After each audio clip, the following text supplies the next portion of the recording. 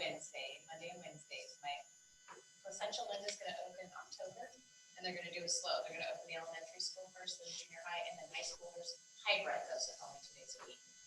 We'll go back October 14th. So y'all need to stay until October 14th. Friday.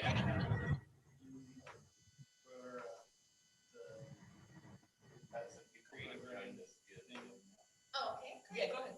Yeah, it's Linda. Oh, I'm sorry. Okay, yeah. And they know the roses, right? Yes. Okay, now everybody comes free. I emailed Scott.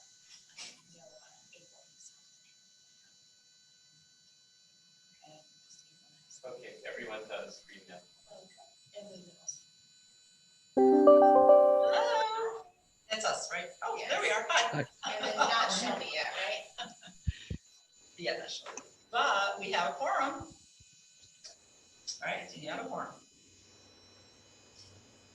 Now, can Stan, Linda, can Yes. you hear us? I can hear I can you. hear you. Okay, so I didn't know if I needed to use this or not. That's Stan? I thought it was Santa Claus. Pretty close. We're all saying that. We said that before too, so. All right, and then Guadalupe's joining us. Yes, she does. Yeah. Guadalupe's Audrey, this is Jennifer. Hello. Hi, I just wanted to let you know that you are live online now. Okay, thank you. You're welcome.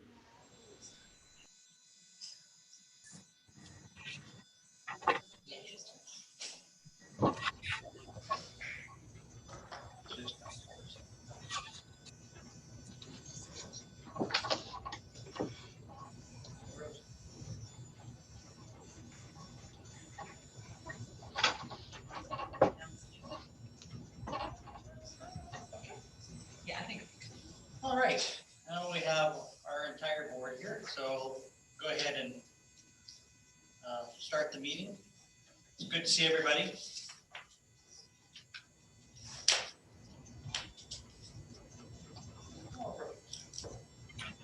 So we'll call the meeting to order. Start off with communications from others. Do we have a report from Friends of the Library? I do not today.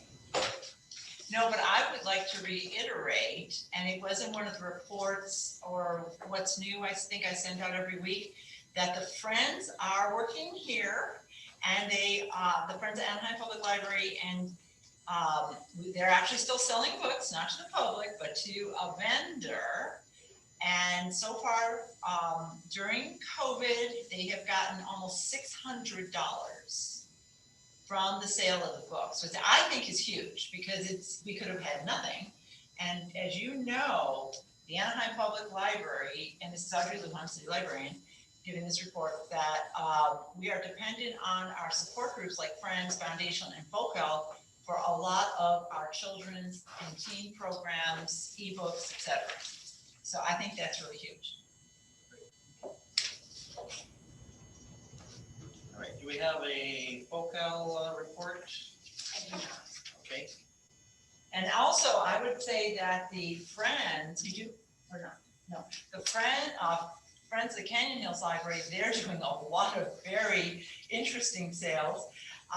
They are actually pushing out carts, whether it's puzzles, videos, special collections, and once again, even during COVID, they are raising money for programming and other things that are necessary. So I really appreciate the creativity, ingenuity, and obviously passion of our Friends groups continuing to work through COVID. And everyone's staying safe. Everybody's staying safe. All right, how about the Library Foundation? Do you have a report from them? The Anaheim Public Library Foundation is currently holding their annual membership drive. We are hoping that folks will join as a member or as a patron and perhaps give an extra donation this year to help us continue our good work with the Anaheim libraries. Because the future of large gathering is unknown due to the coronavirus, we do not know if we will be able to continue our yearly tradition of the Mystery Authors Luncheon. So we hope that our membership drive is a huge success. If you have not received a membership envelope, please email me with your address and I will get you one ASAP. If you did get one, please consider joining the foundation. Having said that, we are moving along as if we are able to host our luncheon to be held on April 18th, 2021. We are also looking into hosting a fundraiser through Eventbrite. Stay tuned for more information. With the holidays right around the corner and more people using online ordering, we continue to be so appreciative of all those using Amazon Smiles and designating the Anaheim Public Library Foundation as the charity of their choice. It is amazing how quickly purchases add up to the donations for our charity. If you have not signed up yet, it's easy. Just go to Amazon Smiles, choose the foundation as your charity, then order away like you normally do. And 0.01% of your total will go directly to us. Thank you for supporting the Anaheim Public Library Foundation in this way. Thank you. What was the date for the mystery luncheon? April 8th. I couldn't hear what date you said. April 18th. Thank you. All right, moving on to approval of the minutes. If there are no changes or corrections, can we have a motion to approve the minutes from the last meeting? I'll move it. I'll second. All in favor? Aye. Thank you.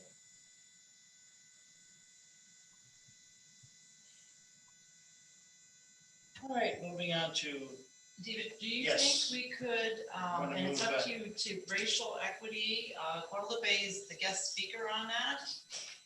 Or you could proceed with unfinished business first. It's really. no, let's hear from our friend over there.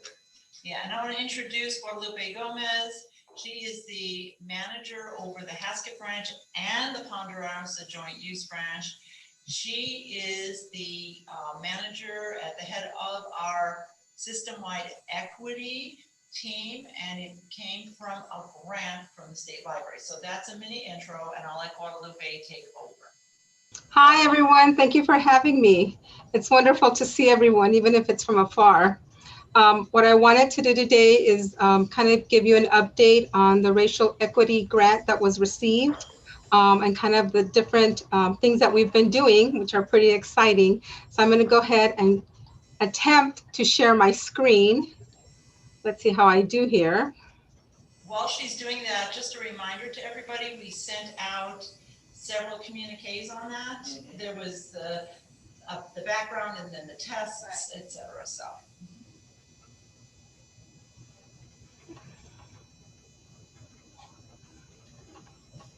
Guadalupe, it looks good. We can see it.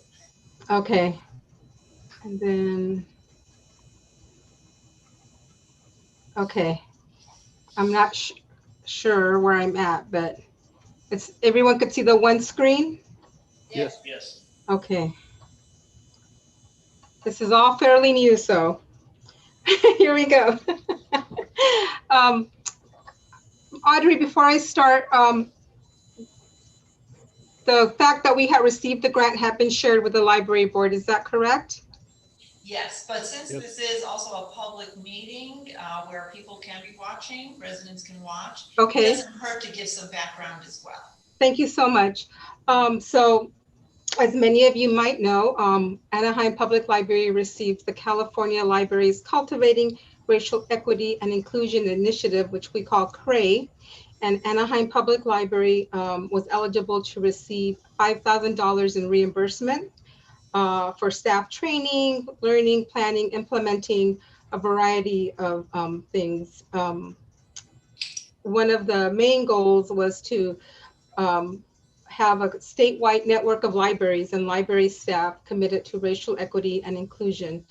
And so the CRAE training staff, and we have a diverse team from different facilities, was focused on societal structural that restricts services to some of our community members. And so,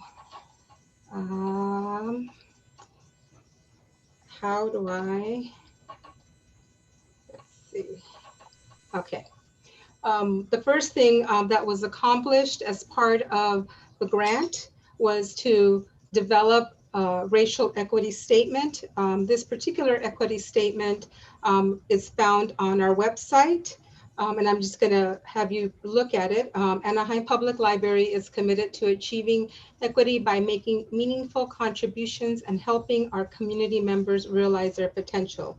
Our library system is working to achieve equity in the neighborhoods that we serve by continuing and building upon an environment of respect, diverse, and inclusion, regularly evaluating services, programs, policies, and practices in order to eliminate barriers or structural inequity in favor of improved library access, collaborating with community leaders in order to identify current challenges and address how to best meet the needs of our community, encouraging open communication about the issues and values important to our community.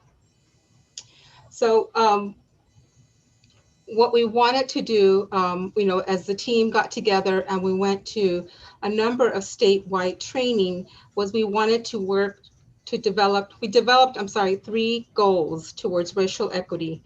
And that was staff training on racial equity, expanding books in the collection that represent language that makes up Anaheim, and increase outreach to some of our neighborhoods. And so this is what you see here. And I'm just going to talk briefly a little bit on some of the not just the goals, but what we've accomplished so far under these 3 main goals for Anaheim Public Library. The first one under staff training was the equity team developed a PowerPoint presentation that is now archived. And if you need that link, we would be glad to send it to you. I believe the library board received it previously, but we did have a live Zoom presentation on Thursday, June 25th, where all of Anaheim Public Library staff that was available was able to view it. And again, like I said earlier, it was archived. Following that, I believe it was about a month or so, we proceeded to share with staff self-assessment tools that allow each of us to personally take a look at some of our blind spots. And so there was a white privilege checklist and a unconscious bias self-assessment. And again, these were very personal. It was not meant to be shared, or no one was going to be quizzed on it, whether they took it or not. Again, it was self-assessment on how we ourselves provide our service to our community and how we would be able to improve by acknowledging some of our biases. And thirdly, everyone received the book, How to Be an Anti-Racist. The book discussed concepts of racism, and it proposes a variety of actions. Today, those that are present will be receiving a copy, and the rest of the library board, their copy will be mailed to you by Jennifer. And as we proceed, especially during these times where obviously there's so much going on, including our planning of our reopening, the equity team will continue to make recommendations for continued staff training. In regards to the goal to update collection, it was to improve access. One of those was MARC records. Over 650 MARC records were changed, the subject fields. So for example, the word illegal alien was changed to undocumented immigrant. This helps searching on the catalog, and it makes it more welcoming to all of our patrons. Again, over 650 records have been updated to date. Also, the equity team was committed in assisting to develop a non-English ebook collection.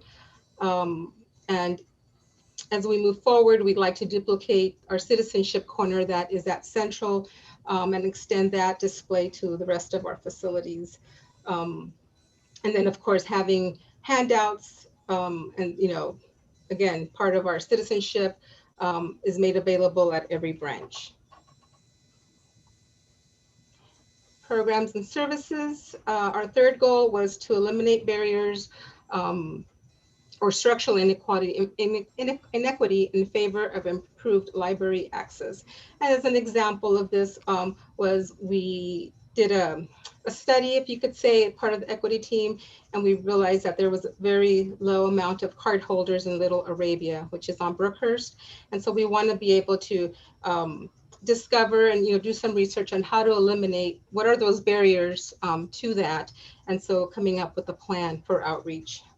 Recommended also under this goal, we have recommended cultural events in Anaheim and planning of outreach to these targeted groups. And lastly, to develop and strengthen collaboration with cultural organizations to market services, programs that will work for our targeted groups. Racial equity is a long process, as all of you know, but we value your voice, and we continue with this journey towards building upon a more welcoming community. Any questions? Is that book Guadalupe, available in the library? I'm sorry? Is that book, How to Be an Anti-Racist, available in the library? Yes, there is a copy for checkout. And like I said earlier, you'll be receiving a copy today, and those that are not present, we'll be mailing out your copy. Guadalupe, how does your group define racial equity? For us, we don't have a specific a definition necessarily, but that was part of our statement that we made, that it included our diverse community. I could get you the specific definition that we used. I don't have that in front of me. Well, what if you were identifying what the goal is for this program? Everything you've shown us is positive and constructive. But what would you say is the goal for it? This is a long process. What would you like to see at the end of it? I think we want to be able to include all of our community, and we want to be able to be welcoming to everybody. Would you look at it as, okay, we have 60% Latino members of the community, and so our library should have 60% Latino books? I mean, I'm trying to understand how this will be applied. We don't have specific numbers, Stan. What we're looking at is what areas in our community, what groups in our community, whether it's through surveys or receiving feedback that maybe they're not feeling welcome, and so how do we go about that? That's why some of the things that we did as staff training, it was very personal. It was, how do we evaluate, maybe there's something that I'm doing that I don't realize, and once I took the bias test, that I realized, wow, okay, I didn't realize I was doing this. So when I'm at the front desk, I'm more conscious of that, and I'm able to provide the same service to everybody. Okay, I have a question. You mentioned something on the brokers. Something needs to be addressed. I'm sorry, I can't hear you. That was, okay, is this better? Can you hear me now? Yes. Okay, yeah, Little Arabia. Well, you were talking about Little Arabia. So Rose Chen, our library board member, is asking some more information on that. It's actually an area, and where specifically? It's Brookhurst, right around the community. It's around Brookhurst, between Euclid and It's in Orange. That's where I live. So in a sense, I feel kind of being discriminated. So if we're talking about equity, but you pick one area, that's where, so I was like, oh, what is it about? Oh, and that's where I live. No, that was just an example that we realized that some of our Middle Eastern communities, there's a low library card holders. That was just an example. And so how do we as a library system go about to make sure that we are providing the same outreach, the same services, to make sure that all of our communities have access to a free library card, to the information? That was just an example. This is a really new thing that everybody's working on. I understand that. It's just the other receiving end. When you pick specific, isn't that the other way of not being equal? I'm not saying right or wrong, it's just my thought on this, and I don't. Okay, I think capturing the comments from Stan and Rose and anybody else that's going to contribute right now, I think is really important, because the equity team, so let's go to what Rose is talking about, is that if we do pick in particular areas, whether it's the Farsi collection, a Little Arabia, etc., is that then at the exclusion of other parts of the community? And that's a good question. So pose that. I think what it is, Guadalupe, this is important that you're presenting to library board, because they are the advocates and the spokes persons for the community at large, because you're still at large as opposed to districting. So I think Rose's comment is well taken, that how are we making sure when we talk about inclusion, are we truly considering inclusion of the Anaheim community? And I don't have an answer for that. That's why, thank goodness, there's been the state library, and the state library offered the training.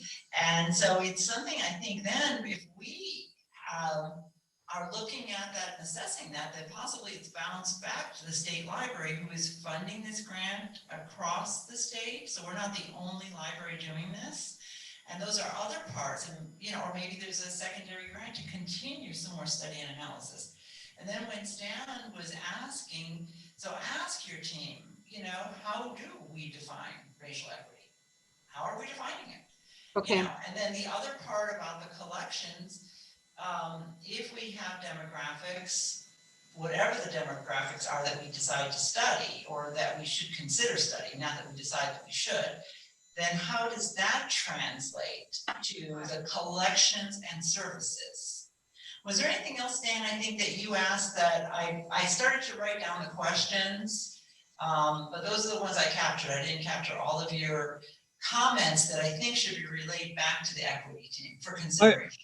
I think this is a wonderful idea. I think it's the staff training elements of it look to be a highlight or a major portion of what comes out of it. The question is, when the staff training is done, does the staff have the tools to be able to respond to the community? And I guess one of the questions would be, and I'm trying not to use just the one example of Little Arabia, but if we find out that there's a portion of the city with a library in it that has a large Farsi speaking group around it, do we focus books in the future for that community in that particular library, or do you put them somewhere else? And I don't know an answer to that. I guess that's one of the outcomes. I was interested in how you're going to explore that. That is, you're doing a wonderful job. You're training people to be successful. Do they have the tools? And do we change some of the way we allocate resources in terms of books or videos to certain areas because of the demand in that area? Right now, I'd say you have as many Farsi speaking card holders in Anaheim Hills as you have in Little Arabia. I just don't know if you want to then concentrate all of your Farsi speaking books in Anaheim Hills rather than near Brookhurst. So I don't have an answer to that. That's the question I was trying to get to, Audrey.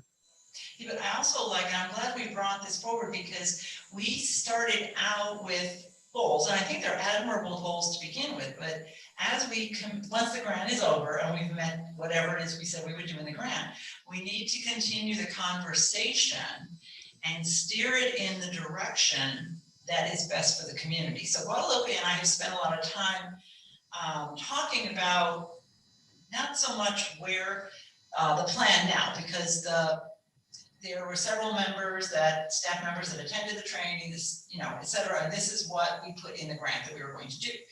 Well, once the grant's accomplished, we need the next layer of what we're going to do.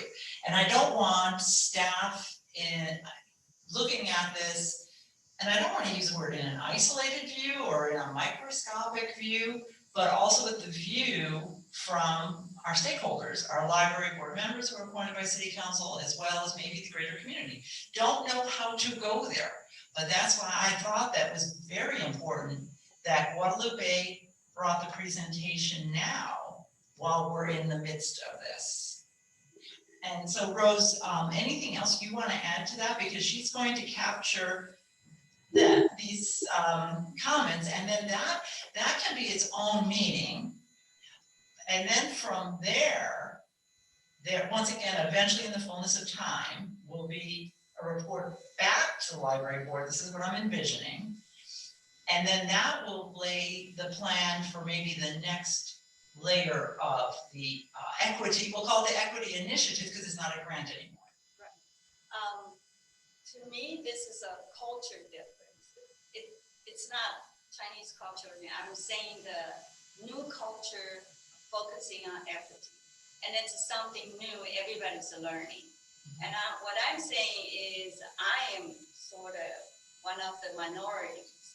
Whenever I'm somewhere, if people are saying, okay, Hispanic is 60%, so I have Spanish translation, I have Farsi, I have whatever, I just want to raise my hand, where's my Chinese?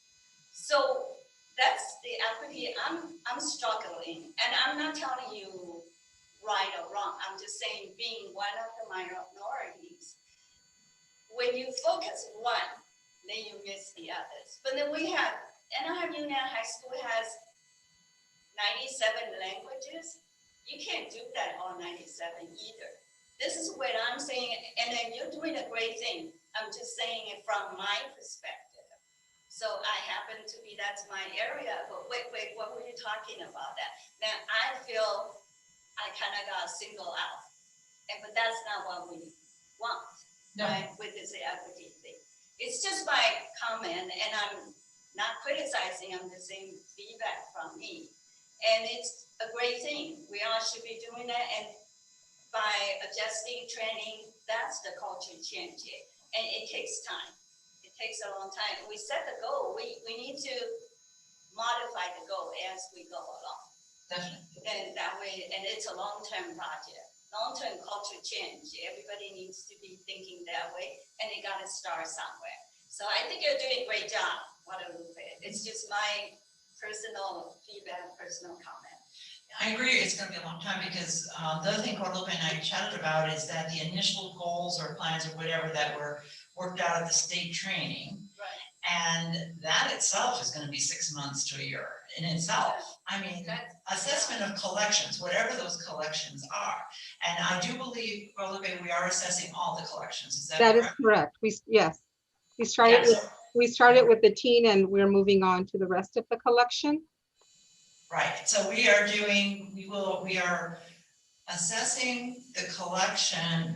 Now, please, if I don't have this right, since I don't sit in committee meetings, please correct me, Guadalupe, but under collections, it would be looking at the demographics in the city, and it doesn't matter small or large, that's irrelevant, small or large, but all the demographics, populations, like the Somalian population, et cetera, here.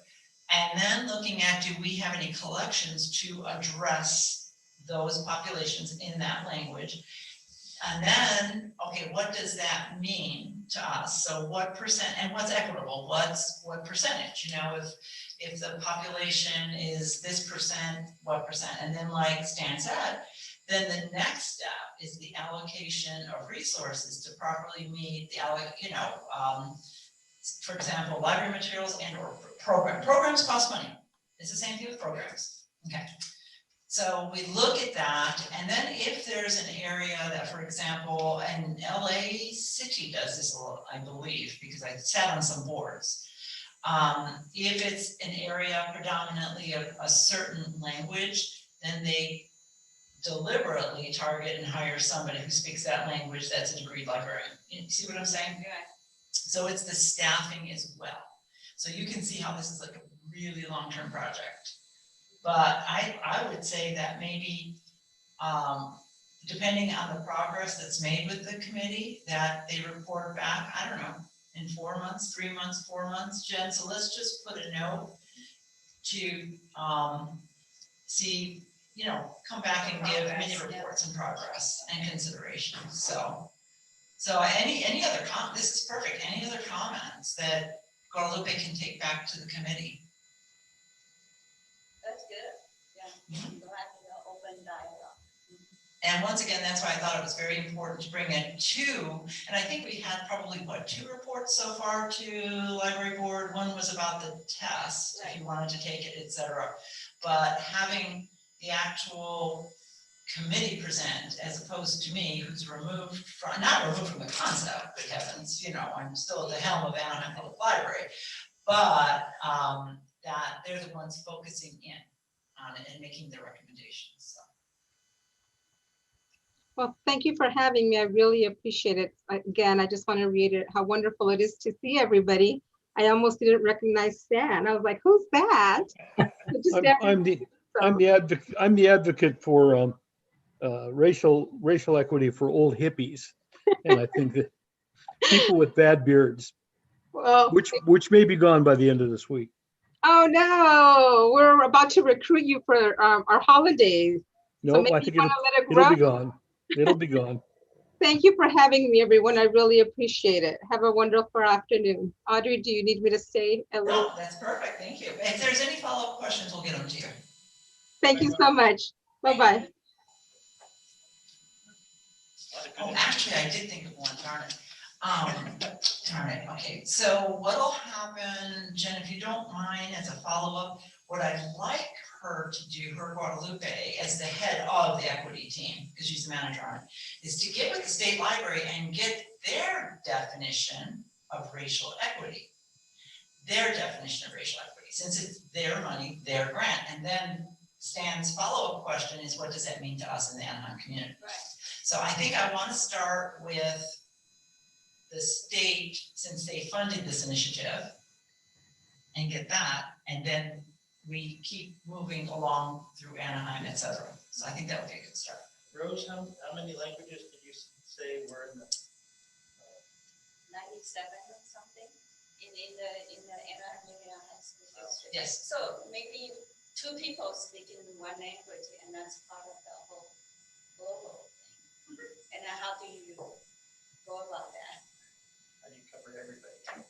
Right. Yeah. And a friend of mine is dealing with the medical issue, social security issue. So I helped her to call I don't know, it's off the topic, call the social security office. Yeah. And the only one, and I go ask for interpreter. And the only one came out with a Hispanic. So now, how do you look at that? Now we know there are services out there, but it's not easy. So the recording, it's only English, Spanish, English, Spanish. And I have to go to work, so I can't help her. And then she's struggling. So how do we help those? And then just talk to her, she said she finally got through speaking English, and then she was having a hard time. And the person finally said, oh, next time you may want to ask for interpreter. But it's not that available, not as Hispanic. Yes. So what's the equity, equality there? So when you are not, so it's percentage, right? When you are not that high demand percentage, then you get overlooked. So it's not necessarily discrimination or anything, it's just the demand. To me, it's the demand. We have to meet the demand rather than go out thinking I need to get this. It's what people want. Otherwise, we don't have enough resources to do it equally. Just artificial equal, you do it equally, you can't do it. There's a lot of ways there. That's my personal. No, and I agree. And one of the things is, I'm sorry, I saw Guadalupe was fine to go, because one of the other major parts is just even awareness when you're talking to people, you think you're doing amazing customer service. Not so much. So what happens is it's that awareness. And how do we get there? I don't know. The tests are a very limited thing, the book itself. So that's why it's a long journey. Right. I did that testing, and it was 100 years ago, 90 years ago. It was more for females' right, women's right? They used the same testing. And I did that. It was not really helpful because it kind of doesn't really quite apply to what we have here. I was kind of curious to see what's come up with. So I wonder if they're coming on new tests. Yes, I would think so, because what's happening now, there's a huge movement in this area, and there's money behind it now. There's money behind it now, for a lot of reasons, for things that are happening, you know, throughout, not just the US and other countries, et cetera, so. Global. Yeah, global, it's global. So there is, and I would assume there would be, and maybe that's another question, Jen, to capture is, if there's any better, tasks that are more applicable or to date. More modernized, up to date. Yeah, modernized up to date, so. Okay. Thank you. Audrey, I think a crucial difference is a lot of the things that, and I agree with Rosa almost across the board, the idea that we should be more racially sensitive and training that's related to that, which seems to be the heart of this grant, that's pretty useful and something pretty strong. But the next step is, what's racial equity? Does that mean the distribution of resources? And do we change the distribution of resources across the very large city of Anaheim to various branches based on this increased sensitivity? And I think that's what the difference is in the definitions where we're going with racial equality. But I don't know that. And so if we hear those things, we hear those definitions more clearly, I think it'll give us a better understanding of what the program's long-term goals turn out to be. If the long-term goals, we should be more sensitive to our customers and our customers' needs, cool. Who's going to disagree with that? If we all of a sudden start having discussions about, well, we're going to have to change the nature, size, and type of books we're having in the system till we reach, I don't know, unnatural percentages of 20% of our books should be in Farsi, for example. I think all of a sudden we're going down a pretty dangerous and slippery slope. We don't know that till we know what the definition of this program is. That's why I think it's important we get a pretty clear understanding of that. That's correct. Thanks, Dan. All right, let's continue with new business. We'll go back to the board report after that. We have the guidance from the state for reopening. Okay, would you like me to do the guidance from the state for reopening? Oh, okay, so you want to go back to, all right, yes, so I think I sent out a notice to everybody that thank you, yay, that libraries are able, public library, well, libraries period, I guess, are able to open 25%. And I mentioned that at the last board meeting. What it translates to right now is, okay, let me back up a little bit. I think what's most important. So when we got that news, I want to say 2 weeks ago, whenever I got it, I sent it out pretty quickly to library boards. So let's just say it was 2 weeks ago. Then the scrambling begins. Oh my goodness. Okay, great. Now that we didn't prepare, we have been preparing. Anaheim Public Library is proactive. We've been preparing for what reopening means since pretty much the day we closed. I mean, first we all worked on alternate services and then we went into that. So we had a pretty good plan, so to speak. We had caveats. Thomas sits on, for me, he sits on a Zoom call for all library directors, both throughout California and then nationally, about specifically reopening and other things. So we've been gleaming the best of the industry. So where we are now, okay, is I sent a to Larry and to city manager's office about reopening. And at this point, it would be what I call our 3 flagships. Central, Canyon, and Haskett. So that we're touching, it's not every district, but it's, first of all, our biggest, as well as spread throughout the city. Ponderosa joint use is a lot dependent on what the school's doing. East Anaheim's 3.5 miles away from Canyon, okay, so proximity. And then Euclid and Sunkist, Euclid's smack dab between the two, Central and Haskett. So there's proximity there, and then Sunkist is not smack dab between Canyon and Central, but it's in between. So limited budgets, we still don't know what's happening with the budget situation, you know, for the city, because we're waiting for stimulus or whatever else the city needs. So it was a very conservative, moderate proposal. So far, we've gotten the green light to go ahead and proceed with that. And so I want to put a huge caveat on this, is that we are looking at Monday, October 19th or Monday, October 26th. And the caveat is depending on everything that happens in a pandemic world. Because as I mentioned before, Placentia opened up. This was prior to the numbers rising in COVID several months ago, and then shut down within a week. Because the numbers rose.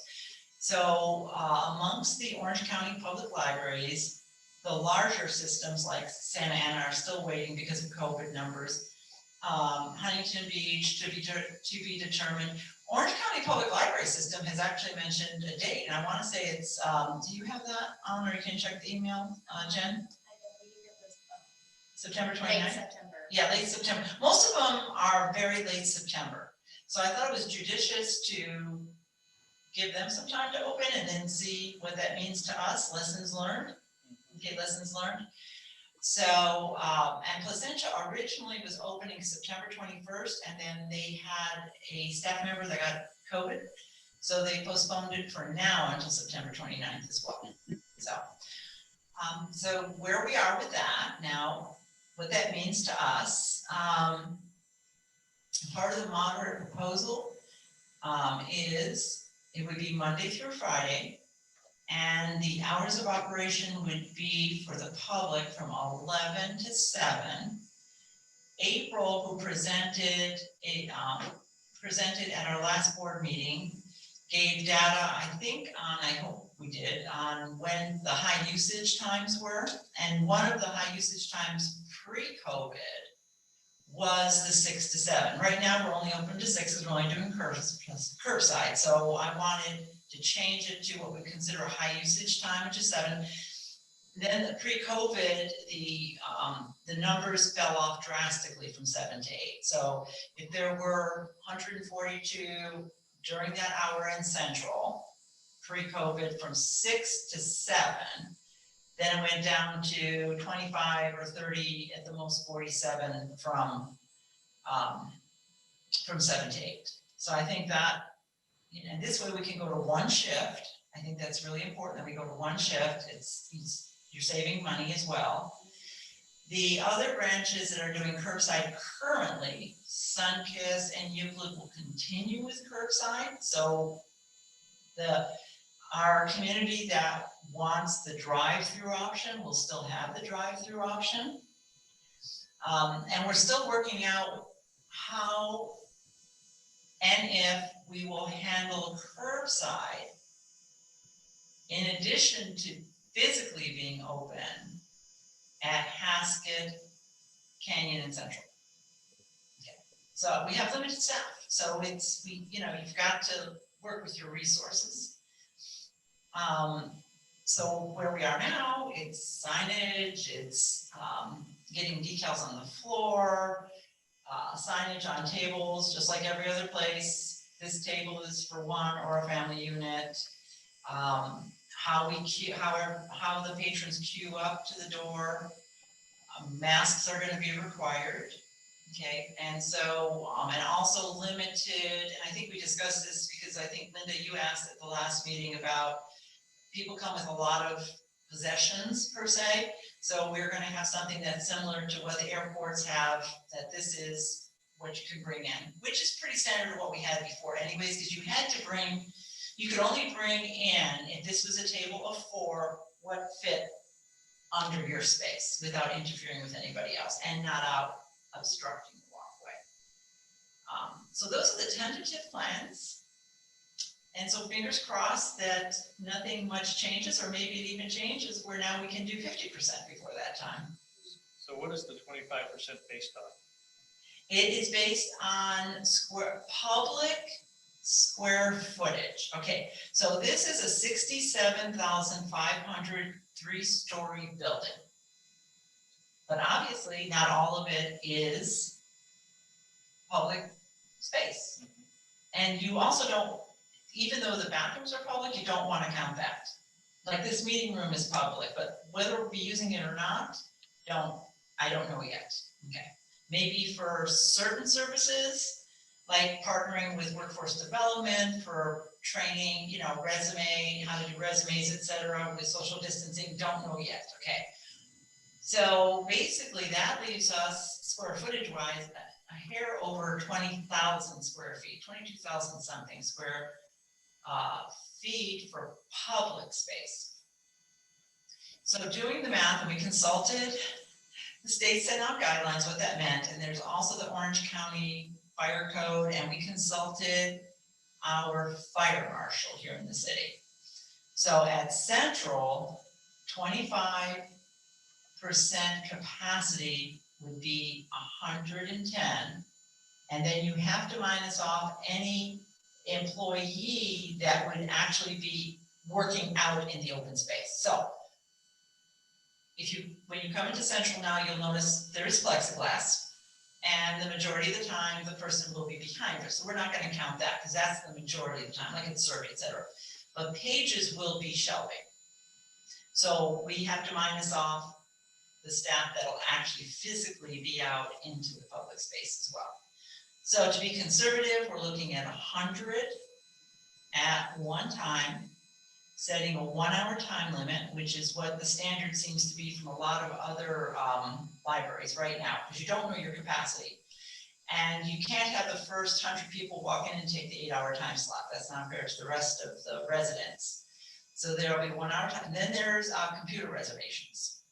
So people can reserve a computer. We've also modified the computer labs where there used to be 20 computers. There's only 12 now because we've removed, if there's 5 in a row, number one stays, 2 goes, 3 stays, 4 goes, etc. And then there's also the space behind as well. So those are some of the details. And of course, all the appropriate, I guess it's called PPE now. So it'll be, you know, we're asking for additional custodial to clean. We also need as you walk into a lot of retail, because the state likens us to retail. So the dispensers will be at every door. People are encouraged to use them. In a building this size, we'll have one on each floor. And we'll have one, we already have one in the computer lab, and it's one of the ones that's wall mounted. So in this building, we'll then basically have at least three. And once again, we have to look at the budget. Those are very expensive. Those are very, very expensive. So you're saying before the pandemic, the busiest time, like 67, and you had about 140? Could be, yeah, 142 would be an average. Right, so it could be even, actually, it could have been a lot more. I'd have to have the statistics in front of me to say, but 142 kind of stuck out as the average. for that busiest time. Mm-hmm. So now you limited at 100, so it's down like 1/3 at the busiest time. So the other time. No, what I'm saying, no, I should, okay, clarify that. Different times of the day were busy times, and depending on the day, there were busier times during that day. I think the point I should have made, and I obviously need to articulate that better, is that there didn't seem a logical reason to open up until 8 o'clock again, because the drop off was, but I cannot state for a fact, I'd have to have April bring the data in like she had last month, that depending on the day of the week, there were different times during that day that were the busiest and probably exceeded 142, because I'm using that as an average. Okay. Yeah. So those will be the time that we had issue with the space. So the times that were before that were, and you know what, now, pre-pandemic, children were in school. right. So that presented different numbers. So you would see a spike pre-pandemic right after school. Right. So we don't know with school being not necessarily all day anymore, okay, what that will translate to. And there haven't been any real good test models here in California. Everything is. Yeah. Yeah. Yeah, because Placentia lasted, I think, a week when they opened up. And they put their capacity, I believe, at 50, and I don't know why, because I don't know their square footage, but they never reached capacity. But then they were only open a week, so. Yeah, we don't have any test models, that's the thing. So if you have a family of 4 sitting at one table, does that still count as part of the 100? Or will you? It's 100 people, it's 100 bodies. So it's bodies. Close. Yeah, it's bodies. Right. Because that's what it boils down to, is actual bodies. Have you figured out how you're going to measure the time? Yes. Some other libraries, and we thought of this ourselves actually too, but the bottom line is other libraries have mentioned it as well. We're going to have color stickers.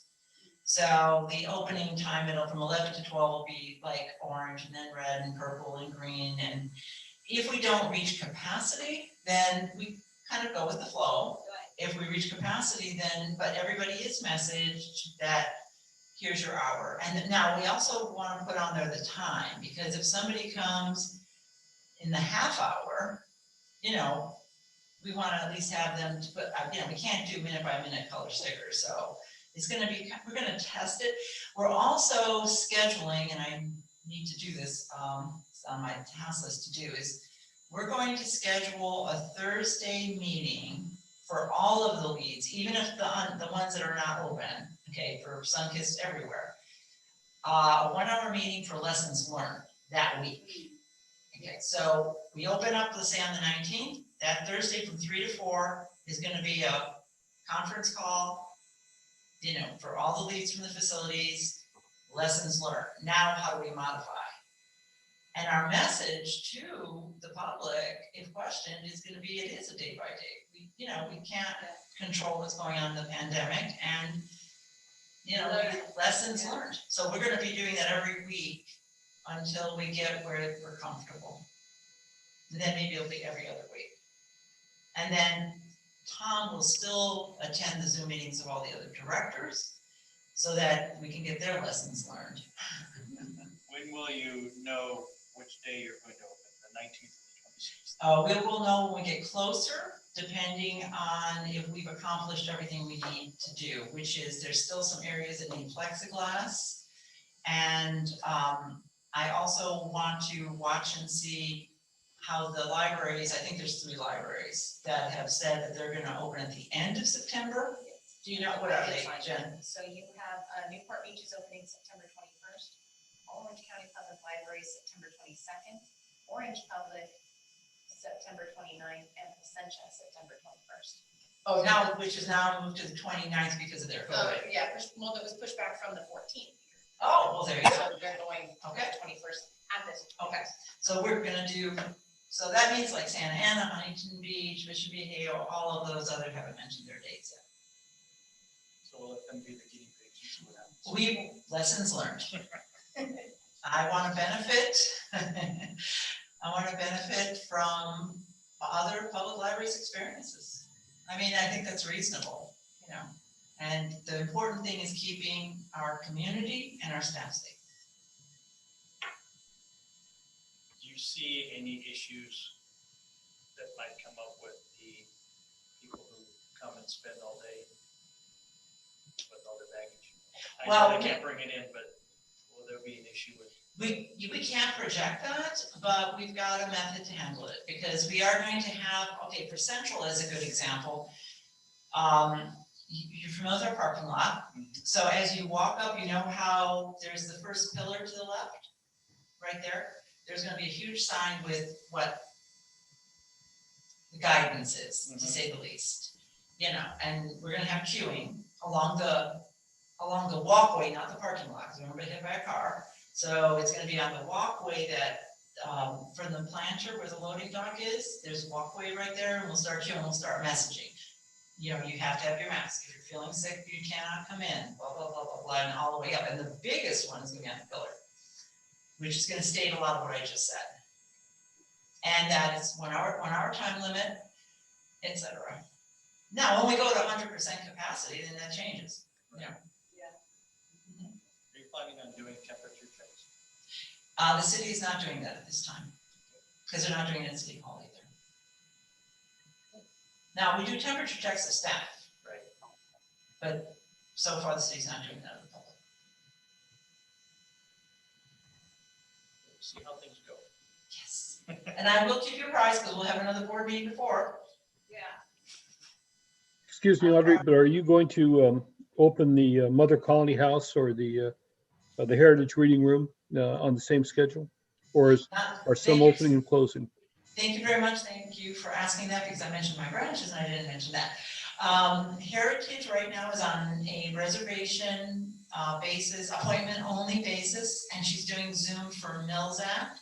At this point, we are not opening the Mother Colony House for the school tours for a lot of reasons, because that was, you know, Wednesdays and Thursdays.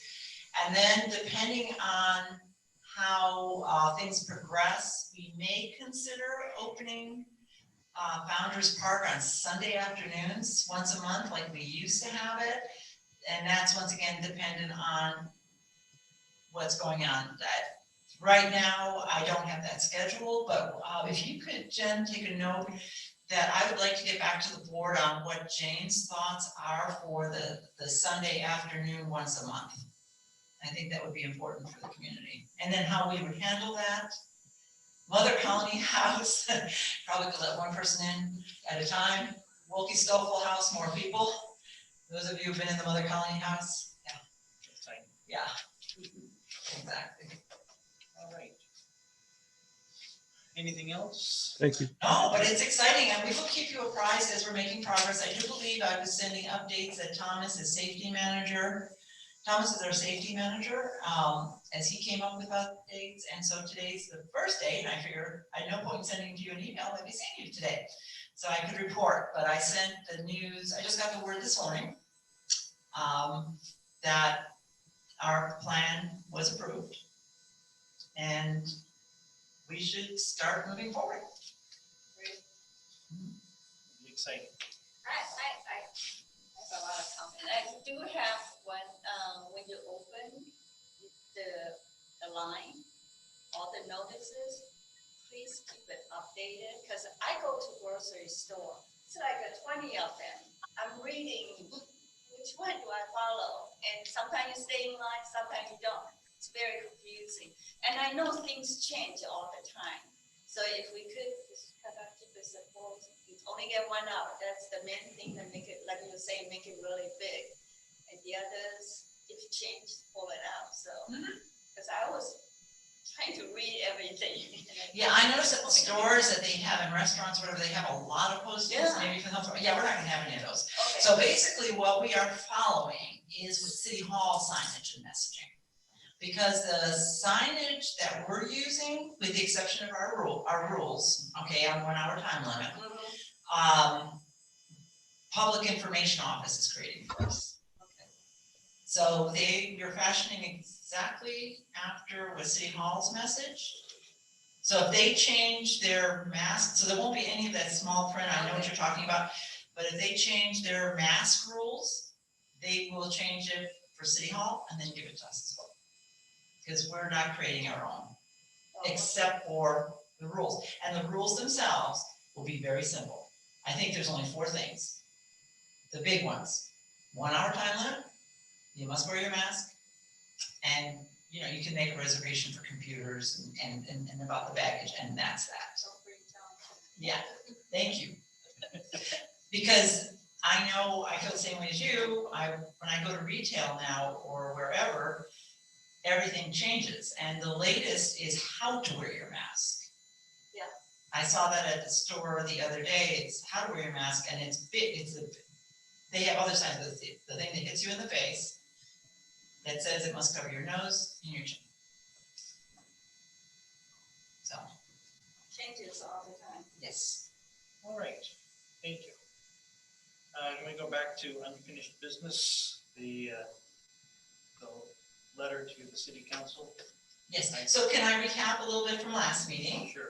For you, that we, Stan and the board felt that we needed to also include our concerns, because the meeting before, we thought, okay, we know we're going through a financial situation in the city, so asking for more might not. It just would be interesting to include it. And so then at the last meeting, there was, and I think Stan, you mentioned it, and everybody concurred to put in the concerns again. So when the board saw it last time, and Jen, correct me if I'm wrong, that it basically, that was the major comment, right? That was the major addition, yes. So what you'll have in there is the concerns. And remember, it comes under your signature, David, so. Yeah, Yes. we saw that. I gave some corrections to Jen, Okay. minor things, but, my one comment on the concerns is under, the stable library workforce. We mentioned stabilize the staffing, but I think it'd be a good idea to reiterate why we need full-time staff, or at least explain in there that part of that is we need to have full-time staff. Okay, I I concur. think we need to Thank you. spell it out. Thank you. Okay, we'll do that. Okay, emphasis on full-time staff. And you did write that on here, let's see that, so I will share that. Perfect. Great, thank you. Yeah, and so we will do that. We'll add that. And the other thing I saw asked about changing was on page 5. We have the award-winning library and all the awards, and then we have ACEs listed. I think that should be a separate Okay, definitely. listing, like recognitions or something like that. Right. Other than that, I think it looks great. You guys did good in my absence. Does anyone else have any changes you want to make or additions to include in the letter? I mean, Stan? It's under No. your name, so. It's under your name. That's why I mentioned it's under the chair's signature. So I want to make sure that the chair's okay with it. All right, well, I'm sure we'll have an updated version for the next board meeting. The Definitely. next meeting will be the approval then. What I will do is we'll make these changes and we'll have it listed as an approval. You'll still be able to make any edits and corrections, but basically whatever edits and corrections we make will be considered I think it's very well. an add-on and we'll have Thank it you. approved. A lot of good information without being overwhelmed. No, it's true. It's true. All right. If that's done, then we'll move on to Miss Audrey's librarian. Yes, capital projects. Okay, so Central and Euclid project, which are both primarily funded by by community development block grant money. We've had some stalls because there was a time when it seemed like the construction business were not bidding what would be considered smaller projects. So right now, we always use experts. You know, we're good librarians, we use experts. So we have a Thomas Peckel from Public Works, who's our contract administrator, and we did that for Euclid and Sunkist because we see community development block grants, there is a lot of federal guidelines, and they're experts in monitoring those. So he's the contract, and then we use our parks planning team. So for example, at the Central project, it's in Anna, and then at Euclid, it's in Naomi, okay? Because they are the ones who work with the designers and the elements. And then our staff are the experts in what we need for libraries, okay? So there was an idea by Parks, which I thought was a very good idea, since we weren't getting anywhere with bids, is to combine the two projects. And that was going, and we had done that before when Founders Park, the previous projects, Central and Founders Park, two different elements. We couldn't get bids for Founders Park, so we combined the two projects and we got great bids. Great bids, good costs, moved ahead, Founders Park was done. That was one part of Central. Okay. Well, we've run into a situation that Euclid is on two different parcels. So that makes a difference. And so now Parks is working with, Parks and Public Works is working with building to be able to work out how they can bid that, given that it's two different parcels. Okay. And in the meantime, Central's on hold. So the advice from Parks is to separate them again and send out some bids for the elements that we need for Central.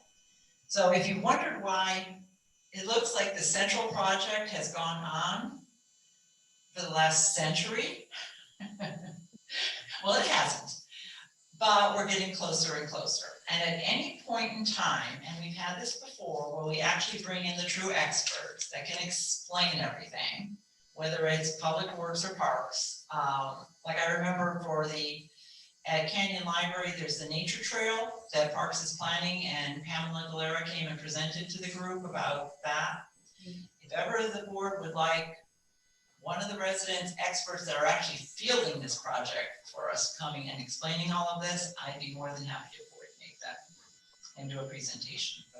So hopefully you will see some movement on the Central project soon. So what's left to be done in the green space? It's, we're gonna have to get, do we have the details in the report? It just talks about the construction. It just says that we need to do it. So But Okay, it's but pretty it's- much what's already been done. All the grading, et cetera. So technically speaking, I think So is I think it had to do is with it some ADA wiring. compliant now? To the best, yes, to the best of my knowledge. So I haven't been out there in a bit. No more. So let me see here, the Central Green Space.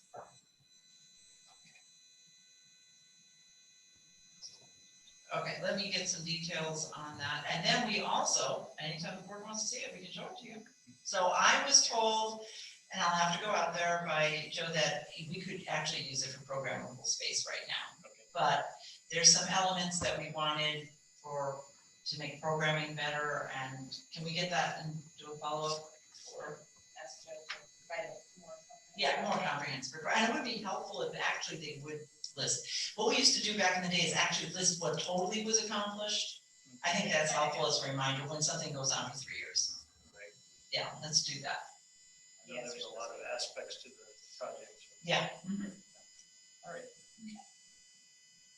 Any questions on the capital projects? No, All right. What's next? Budget? Have anything for budget? Well, we closed out the new year, the old year very well. So this year with our 20% budget cuts for part-time staff, we're under budget, which actually helps us because the reopening is going to cost money.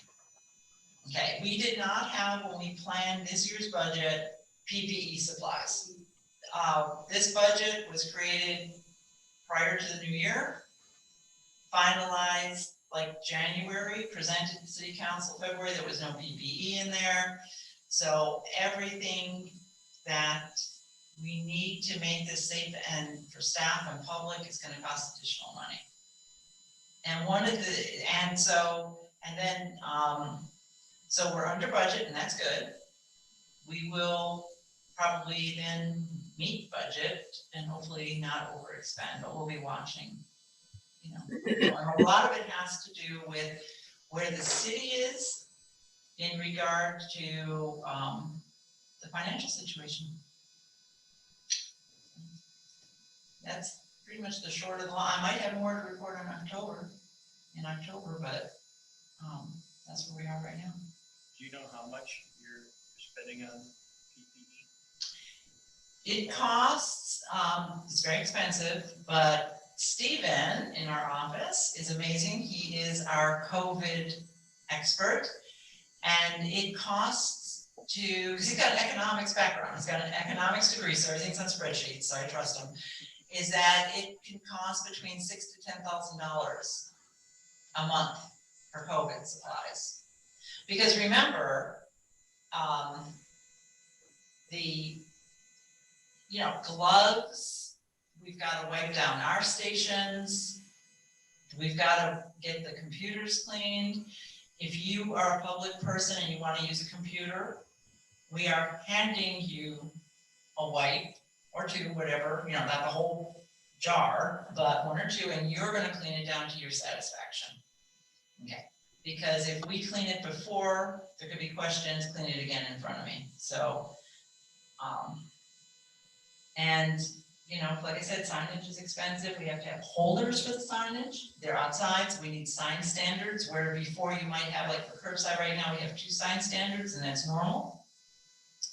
We now have to have one for each sign, and then we have to have a big banner sign for the guidance about 1 hour, et cetera, and that's at each of the 3 facilities, so, yeah. As you mentioned, the stands, the dispensers for, Oh, hand the dis- sanitizers are extremely expensive, and refills are hard to come by. Oh my goodness, yes, that actually is interesting that, there was a point in time Stephen could get the dispensers pretty easily and reasonably, and then all of a sudden there was a huge shortage, and I think what's happening as parts of California are opening up, like Orange County, so now you can open it, so now supplies are even harder to get.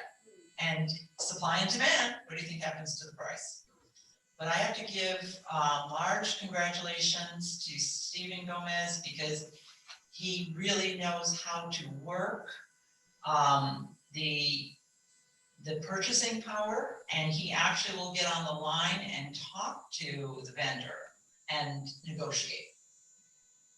So he doesn't just pay the straight cost that they ask. He gets on the line and negotiates. So as an example, for those dispensers, one of them was, say, $350, but then you got shipping and all this other stuff, which takes him over his MasterCard limit, and everybody's, because the city has rules on that.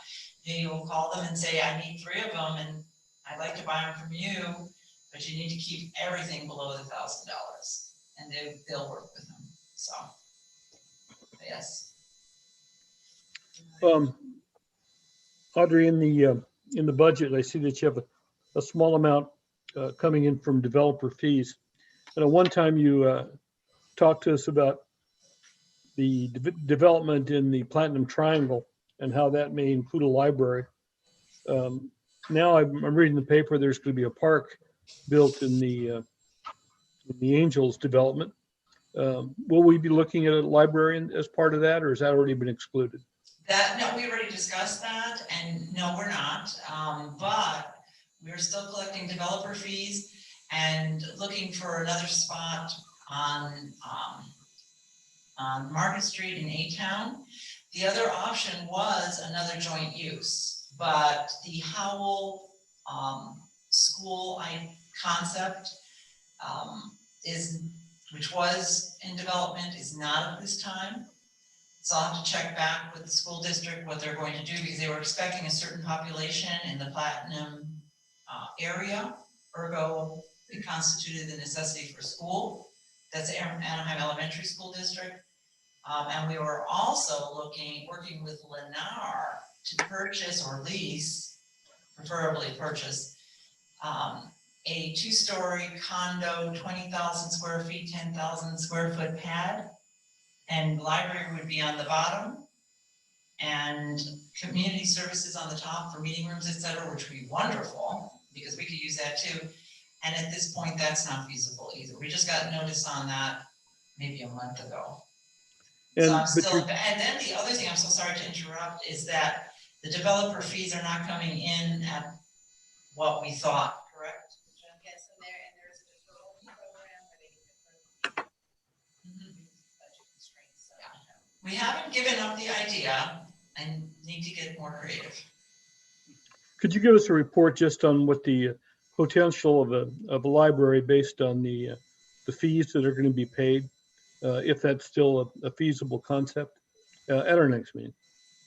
Yeah, we can do that. So what I would do is reach out, Jen, to who's your contact over there? That could give you the numbers. Okay. And to your knowledge, the developer fees aren't being waived for this new development? Are you talking about the Angels complex? Yeah. That part I don't know, and in fact, today at 6 o'clock, there's a public meeting with the well, wait a minute, is that the planning commission today? Planning commission today at 6 o'clock. That will have all those details. What? They'll have all those details. I think they're paying There us. was a public meeting, no, actually today's the public meeting and tomorrow I think is the planning meeting. So either way, that will have all the details, but what I've read of it so far, you know, We wouldn't know if we're going to get anything until someone pulls a permit to build in our case, it's only residential units. So if someone's coming in and wants to build a 10-unit condo complex, we would get notified when they pull permits. but what I think Stan is saying that there's going to be housing in that complex. The Yes. Angels is the housing, there is gonna be housing and a certain percentage of affordable housing in the complex that the Angels are proposing. And that's part of the negotiations on that is being handled obviously by city council, and that's part of the discussion of the planning commission. So I don't know that we will or will not. Yeah, I guess I'm asking that there'll be developer fees paid on all the commercial development. If it's a private stadium, they'll have to pay developer fees on a stadium, I assume, unless all those fees are waived. If those fees are waived, why wouldn't they waive them on affordable housing? It lowers the price of the housing and makes things more available to lower income families. So I guess what the fate of developer fees are in that development probably drives whether or not there's enough money to get a new library. And I think what you've said earlier is that they don't plan to donate land for a library as part of this discussion. They are donating land for a park, though. So I just wondered how we fit into that. So what we can do, if the actual discussion for the Angels negotiations, I believe is this a Tuesday, September 29th? Is that a Tuesday, Jen? We'll be at city council, and that's where all Yes, it is. the discussions will be. It's more of a status report than anything else for our October meeting. Yeah, the projections for what we could have collected in the platinum were based well before the Angels negotiations and proposal. But yeah, we can do that report. Yeah, the question is, do they waive all the fees? At this point, that's part of the planning commissions. Planning commission, city council, city manager. The library Well, is not just part of that at this time. as a potential recipient, that's an interesting issue for us. Yes, it is. Yes, it is. And we will, I'm sure we'll find out. The planning commission, like I said, meets tomorrow, and then on September 29th, more information about the actual negotiations. You know anyone who has any contact with Artie Moreno? Well, also, I believe, you know, the chamber has sent out some information as well. Todd Ammett has sent out some information on that as well. So that's on the negotiations, and I think it was a pretty good recap of what is known as of now. Because once again, the operative word here is negotiations. All right. Do we have any questions about the statistics? I Any should of the green address this sheets? because there aren't any included. Just- And the just reason this one, is, we are going to have Scott Fretwell, our person who has taken over the statistics, will be presenting at the next meeting because we are rearranging, reorganizing how they're being done, taking a look at making sure that they're completely accurate, especially based on the fact that the COVID closure we've had. We're no longer comparing apples to apples when you look at last year's fiscal year versus this fiscal year versus the previous fiscal year. So he's going to make sure that we are including everything. We're adding some lines to the statistical reports that were not previously reported. Things that the state library does like us to count for the state report, such as in-house use counts, which while we're not open, does not affect us yet. It will going forward. When someone who looks at a book and reads it at a desk, they have utilized that material, but we were in no way reflecting that in the statistics. And that is something that the state library asks us to report annually. So we're looking at what the state library asks us to report and what staff's interactions, such as Scott came up with that one. requests for holds, various statistics that we feel should be included. So he'll come and address those. The state is changing the way, as they should, for asking for data. Because when libraries are closed and pretty much it goes virtual, you still should collect engagements with your community and interactions with your community, just doing it differently. And the discussion on that is continuing. And as we're looking at how we do our stats, we're proposing questions to the state for clarification. Because as an example, if you have a virtual story time, do you count that as one person, two, or three? Because in all honesty, if it's a story time for a toddler, I don't know parents are gonna just, you had a program here in the building, you didn't send in your toddler by themselves, and you didn't send in your preschooler and your junior high child in by themselves, the parent was there. So once again, we're working, not just us, but the state of California has to decide how they want things counted, because this is an operative time, most important time to figure that out. You get to start in July. So how would you capture the information of somebody pulling a book and reading it? They've actually, the leagues have come up with a system, and I can have Scott address that one too. Because that is something we've been talking about adding for a long time, is normally we just have to mark NA on our statistics to our library, the state library. They have figured out a way, they've discussed it pretty consistently, because they had planned to begin July 1. So I'll have him address that. I don't know how they're going to do it, because I just get the end on it. Well, yeah. But I know they have a system for it. Basically, the short of the long is, if the book, when we open the library, is on the shelf, we assume if it's on the table, somebody's taken it down and looked at it. So what you're doing is you're counting. Now, has anybody spent any time with it? Don't know that, because we don't have the time to track it. But he can elaborate more, but that's basically the short answer, is it was on the shelf, now it's on the table. Now, that same book could have had 6 engagements with different patrons, but we don't know that. Yes. So, yeah, that's the short of the long. Yeah. And that's when we're open to the public. Right. Yes. Coming soon. Yes, coming soon. Yes. All right. We'll look forward to seeing the new financials. Activity reports. Does anyone have any questions about activities? Really appreciate all the hard work that everyone's put into providing those for us. Love the pictures, all the information. It's a lot of work they've done. Thank you very much. And we are getting so many compliments on the senior kindness kits. And I know, Linda, you're very familiar with them, because you've helped spread the kindness on that, which you might want to elaborate under your under your board comments. But we've gotten handwritten letters, we have gotten emails, we have gotten pictures sent to us from either seniors themselves or family members of seniors that talk about how the difference it makes. So, in fact, I'll read one of those in, and this mobile library is the one who fielded that initiative, and they started with going to the mobile home parks, okay? And now they're going to go to assisted living. We're working on negotiations for that, but Ms. Ford and staff, Ms. Ford is Katrina Ford from the library board. Please accept my own personal thanks for the very thoughtful and fun kindness kit you delivered to me, and I'm sure to all the other residents here in the Sunkissed Gardens.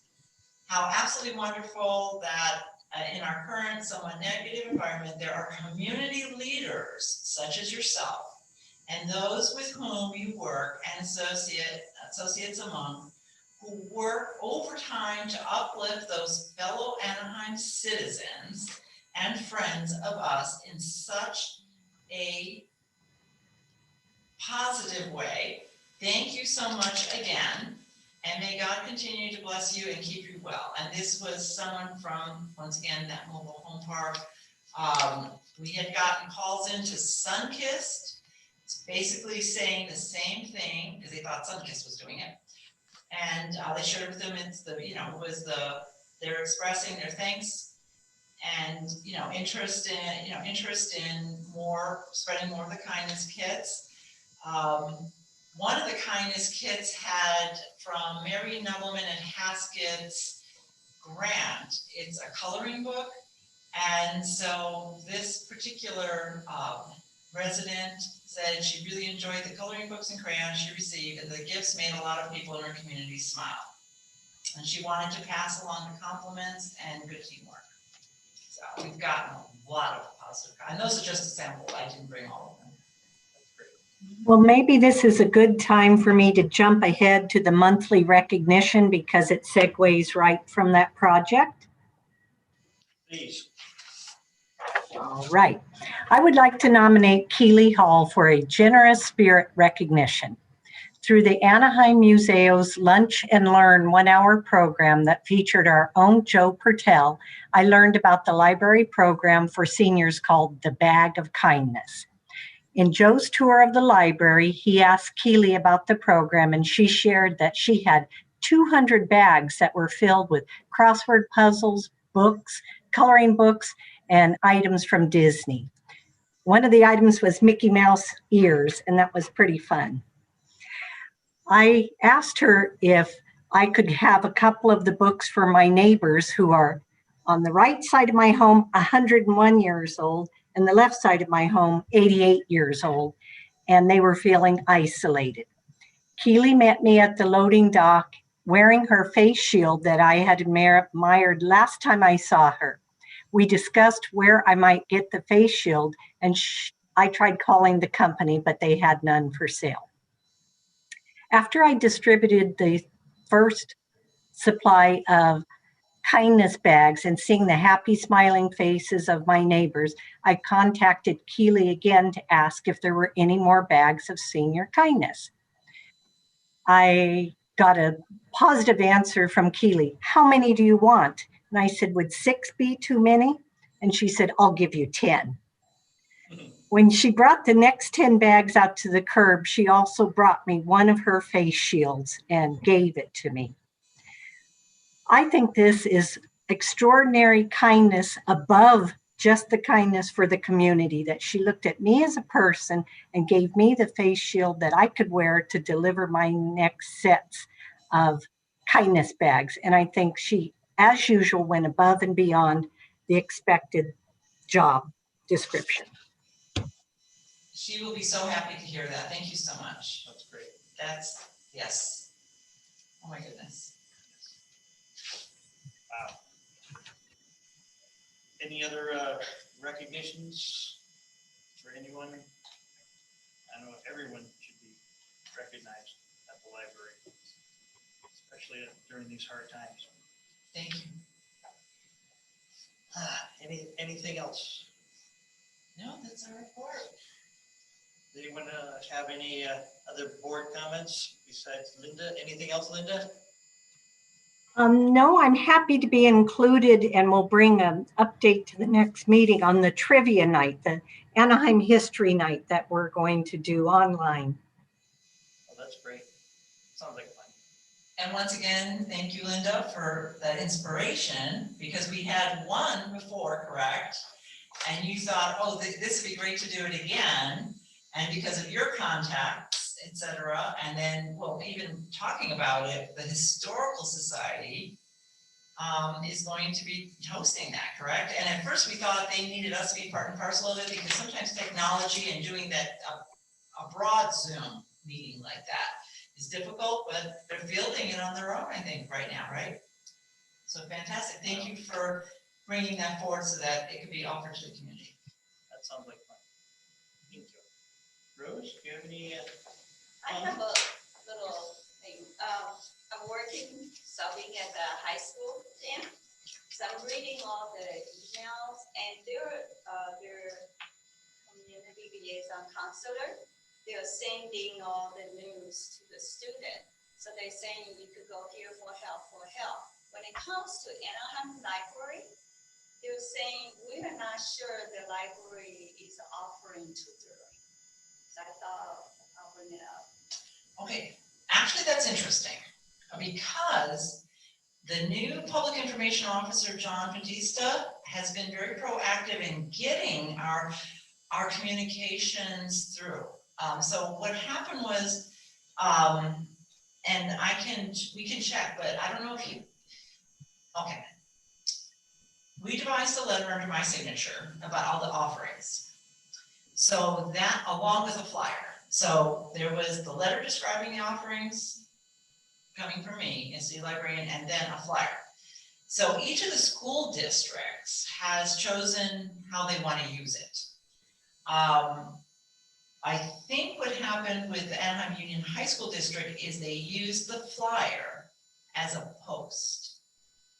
Okay, where some school districts, the superintendent is either sending it as a letter home to the parents or the students, electronically, of course, or changing it, which I give them the option, just change it to your signature, superintendent, which Superintendent Downing had done in the past. Okay, so I think this behooves that for us to continue the conversation with John.